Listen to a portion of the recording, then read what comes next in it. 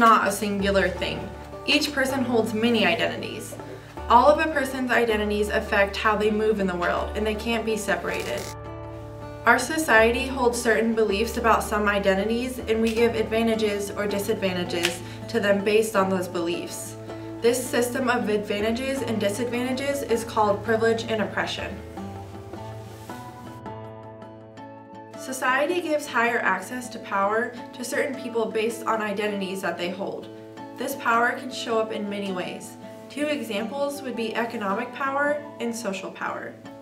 The identities that hold advantages or privileges are called dominant identities. A dominant identity can be the majority. So when I wake up in the morning, I can decide whether I want to stand out that day or go unnoticed. If I want to lay low, I put on jeans and a t-shirt. If I have an interview, I put on slacks and a nice shirt. This is something that I can do because I'm white.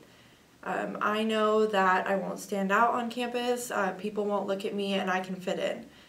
I know that I can see people who look like me in leadership roles on campus, in my classes, often teaching my classes, in my place of residence, in the barometer. This is something that only white people experience. And I know that I will always feel like I fit in and I belong because I'm a white person on a predominantly white campus. But that's not always the case. A dominant identity can still hold privilege even if it is not the majority. As a male, I have the ability to do a lot of things that other people can't.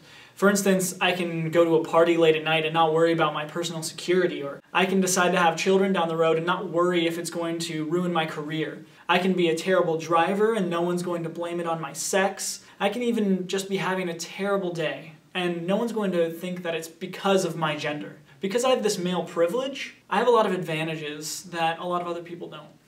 An important aspect of dominant identities is that they have the power to set norms. Members of dominant identities decide what will be considered normal and what will be used as a tool for comparison and discrimination. Normal really only means dominant. Since dominant identities can change and shift over time, there is no real normal, only difference. Since we all hold many identities, it can be hard to recognize how we are privileged when we are also oppressed.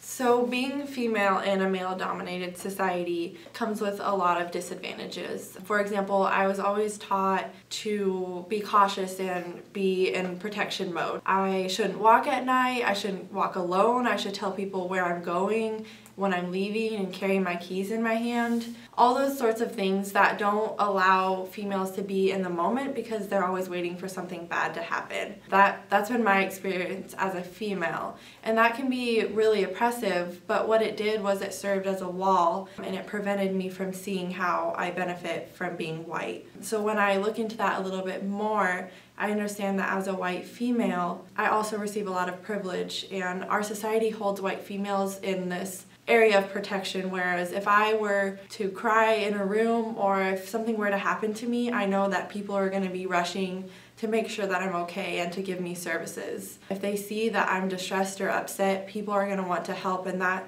is something that I receive from the intersection of my female and white identities.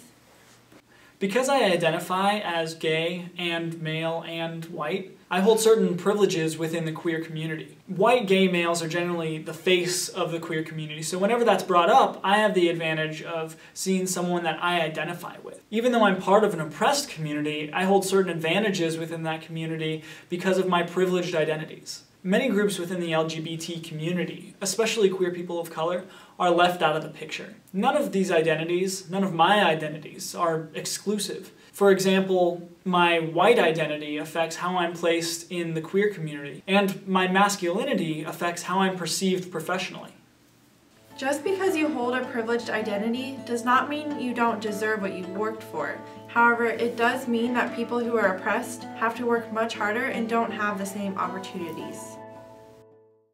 Because of my mom's career, I grew up using words and mannerisms that resembled middle class. I grew up using eye contact and dressing in a way that's accepted and respected by the professional community. Using different languages or dressing in a different way doesn't mean you can't get the job done, or can't even get the job done better than other people, yet I'm respected and given respect and seen as intelligent because of where I come from.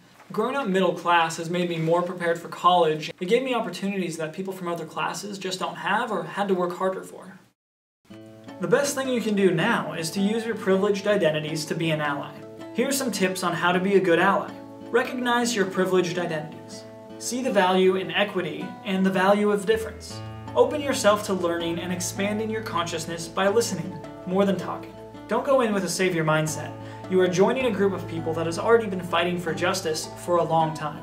Help create conditions where people can assert and create their own power. Remember, a great way to get engaged in activism is to help create change within the privileged groups. Connect with people who share a privileged identity with you and engage them in conversation about activism work. Here are a couple of things you can start doing today. Being able to understand your privilege is important, so read a book, attend a guest lecture, take a class on power and difference. Secondly, don't assume people's identities, but start the conversation by asking about identities. Being curious about someone's background isn't bad. You can't always tell how someone identifies based on how they look, and assuming you know their identities can really harm your relationship and prevent you from being a good ally. Come from a place of caring. Most people will recognize that.